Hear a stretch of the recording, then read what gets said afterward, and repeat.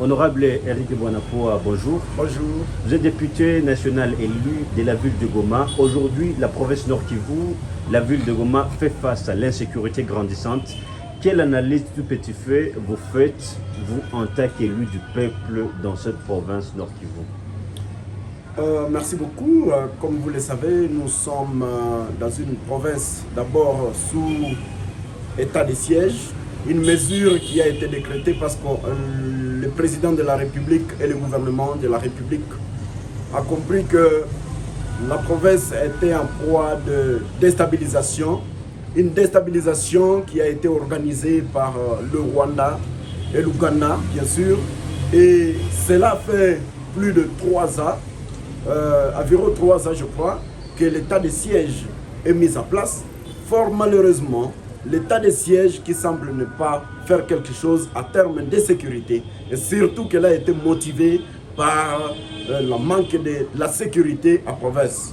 C'est de cette manière que nous sommes en train de constater comme si parmi les autorités de l'état de siège, il risque d'y avoir des personnes qui semblent être aux côtés de ceux qui sèment la terreur, l'insécurité en ville de Goma par exemple. Comment est-ce possible que les 40 voleurs ne peuvent pas être neutralisés pendant qu'ils sont en train d'opérer librement dans une ville où il y a une surmilitarisation comme ça, et une surmilitarisation qui semble être injustifiée, parce que selon moi, je dois dire la vérité, je suis en train de voir des militaires par-ci par-là, mais quand on parle de cas de cambriolage par exemple, il n'y a même pas eu un coup de feu. C'est-à-dire que parmi ces militaires, il risque d'y avoir, si ce n'est pas eux qui font cela, c'est-à-dire qui travaillent avec ceux qui le font. Et nous condamnons fermement cette situation. Et c'est pour cela que vous êtes en train de voir l'opinion de la province du Nord Kivu qui demande la levée de l'état de siège, parce que ça semble être mieux vaut l'administration civile que l'administration militaire. Parce qu'aujourd'hui, nous sommes en train de voir les autorités de l'état de siège se battre la poitrine, disant qu'ils sont en train de maximiser les recettes, ce qui n'était pas l'objectif pour l'état de siège. En décrétant l'état de siège, ce qui était l'objectif était d'aller au Nord Kivu et à Ituri restaurer la paix et la sécurité. Et aujourd'hui, nous n'avons rien vu. Donc, si on demandait aux autorités de l'état de siège de présenter le bilan sécuritaire, je crois qu'ils seront en mesure de dire, franchement, nous avons échoué. Et je crois que quelqu'un qui dirait cela, il n'a qu'à accepter que nous devons restaurer l'administration civile pour donner aussi la chance aux autorités civiles et voir s'ils pourront faire quelque chose en termes de sécurité, ou soit de remettre la paix et la sécurité sur toute l'étendue de la province du Nord. Honorable, il y a eu du Wazalendo qui combattait à côté des forces armées de la République démocratique du Congo. Il y a également même certains partenariats qui ont été signés entre la RDC et l'EAC, voire même aujourd'hui la SADC, creusant d'ailleurs dans cette partie de la province Nord Kivu. Selon vous, qu'est-ce qui a été le blocage du retour de la paix à Masisi, retour au Nyiragongo et Lubero? Bon, comme vous le savez d'abord, vous devez comprendre que nous avons été partenaires avec la MONUSCO qui venait de faire plus de 20 ans au pays. La MONUSCO qui était venue, il n'y avait que 4, je dirais, groupes armés. Aujourd'hui, nous sommes à plus de 450 groupes armés. C'est-à-dire qu'on pouvait amener une force plus forte que la MONUSCO. Fort malheureusement, lorsque nous demandons à notre gouvernement, parfois j'étais activiste, j'étais contre l'arrivée de la force de l'EAC parce qu'on ne peut pas faire quelque chose, au contraire. Voilà, l'EAC a montré ce qu'il était capable. Et aujourd'hui, nous avons d'autres forces, SAMI, soit la force de la SADC, il y a d'autres forces qui sont là. Moi, je ne crois qu'à notre armée qui est le FARDC et nos jeunes patriotes de Wazalendo. Et donc, nous devons faire confiance à notre armée, nous devons soutenir notre armée. Elle est la seule armée que nous avons. Nous sommes en train de demander le départ de la MONUSCO et cela fait plus de 2 ans que nous sommes en train de demander le départ de la MONUSCO.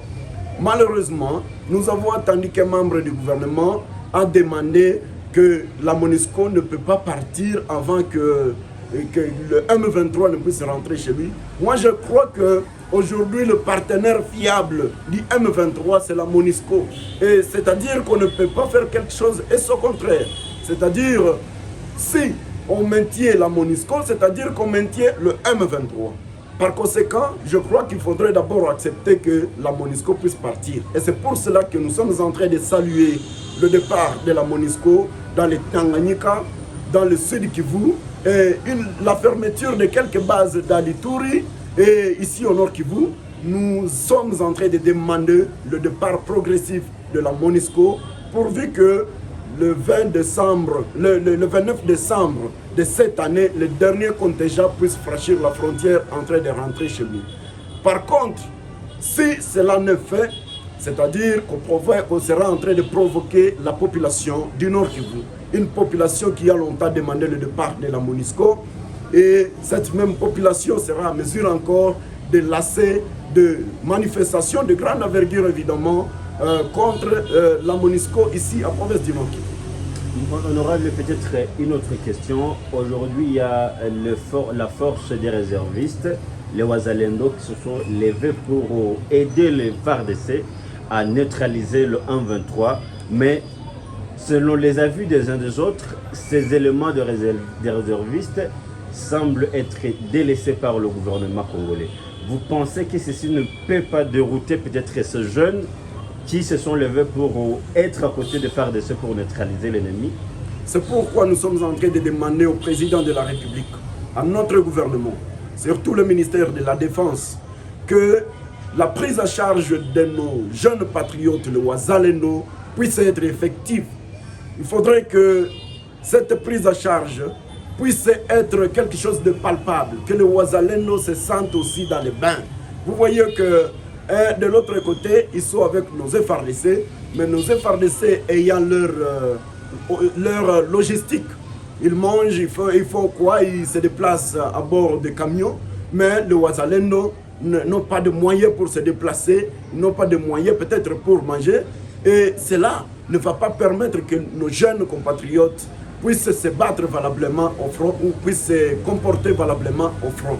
C'est-à-dire, nous sommes en train de demander au président de la République de fournir encore une fois des rations de campagne pour le VDP, de fournir encore une fois des munitions, des armes et autre chose, surtout par exemple en dotant une tenue conforme à nos Wazalendo.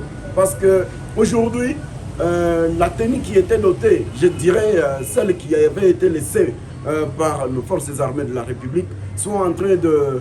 cette tenue est en train d'être en un état de délabrement avancé. C'est-à-dire il faudrait qu'on perfectionne une autre tenue pour le Wazalendo et pour que le Wazalendo soit visiblement en forme.